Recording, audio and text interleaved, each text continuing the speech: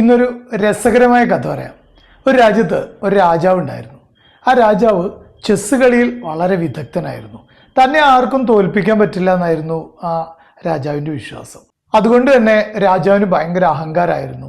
അയൽ രാജ്യങ്ങളിലെ രാജാക്കന്മാരെയൊക്കെ ചെസ്സ് കളിയിൽ വെല്ലുവിളിക്കുമായിരുന്നു. ഒരു ദിവസം ഇദ്ദേഹത്തിൻ്റെ ഈ അഹങ്കാരം ഒന്ന് ശമിപ്പിക്കണം എന്ന് വിചാരിച്ച് ചെസ്സ് കളിയിൽ വിദഗ്ധനായ അതിസമർത്ഥനായ ഒരാൾ നമ്മുടെ കൊട്ടാരത്തിലേക്ക് രാജാവിനെ കാണാൻ വേണ്ടി വന്നത് രാജാവിനെ ചെസ്സ് കളിയിൽ തോൽപ്പിക്കണം എന്ന ഉദ്ദേശത്തോടു കൂടിയാണ്. രാജാവിന് ഇത് മനസ്സിലായില്ല. അതിസമർത്ഥനായ ബുദ്ധിമാനായ ഒരാളാണ് വന്നതെന്നറിയാതെ രാജാവ് ഇദ്ദേഹത്തിനെ വെല്ലുവിളിച്ചു. ക്രൂരനായ രാജാവ് പറഞ്ഞു, ഈ ചെസ്സ് കളിയിൽ നിന്നെ ഞാൻ തോൽപ്പിക്കുകയാണെങ്കിൽ വധശിക്ഷയായിരിക്കും നിനക്ക് കിട്ടുന്നത്.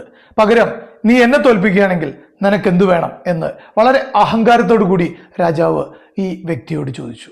ഈ വ്യക്തി വളരെ താഴ്മയായി പറഞ്ഞു, ഞാൻ അങ്ങയെ തോൽപ്പിക്കുകയാണെങ്കിൽ എനിക്ക് അധികമൊന്നും വേണ്ട, വലിയ സമ്പത്തൊന്നും വേണ്ട, ഈ രാജ്യത്തിൻ്റെ പകുതിയൊന്നും വേണ്ട.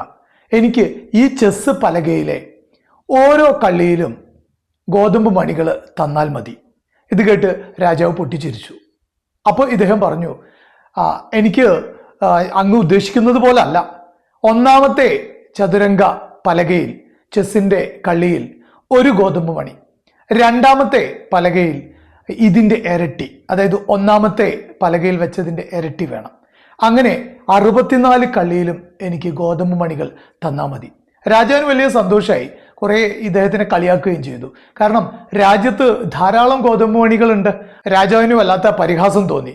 കാരണം തന്നെ തോൽപ്പിക്കുകയാണെങ്കിൽ ഇദ്ദേഹത്തിന് വേണ്ടത് വെറും നിസ്സാരമായ ഗോതമ്പ് മണികളാണെന്ന്. ഏതായാലും ചെസ്സ് കളി ആരംഭിച്ചു.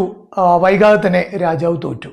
രാജാവ് തോറ്റപ്പോൾ രാജാവ് പറഞ്ഞു, ശരി, നീ ആവശ്യപ്പെട്ടതുപോലെ ഗോതമ്പ് മണികൾ തരാം എന്ന് പറഞ്ഞു. അങ്ങനെ രാജാവ് ഭടന്മാരോട് ആവശ്യപ്പെട്ടു. ഗോതമ്പ് മണികൾ ഇദ്ദേഹത്തിന് വെച്ചു കൊടുക്കാൻ വേണ്ടി പറഞ്ഞു. ചതുരംഗ കള്ളിയിലെ 64 കള്ളിയിൽ ഇദ്ദേഹം നിറച്ചു കൊടുക്കാൻ വേണ്ടി തീരുമാനിച്ചു. ഒന്നാമത്തെ ഒന്നാമത്തെ കള്ളിയിൽ ഒരു ധാന്യം, രണ്ടാമത്തേയിൽ അതിൻ്റെ ഇരട്ടി 2. ഇങ്ങനെ ആദ്യം ഭടന്മാർ വളരെ നിസ്സാരമായി വെച്ചു. 10ാമത്തെ കള്ളിയിൽ എത്തുമ്പോൾ അത് 1000 എന്നാൽ 20ാമത്തെ കള്ളിയിലേക്ക് എത്തുമ്പോൾ അത് പെരുകാൻ തുടങ്ങി.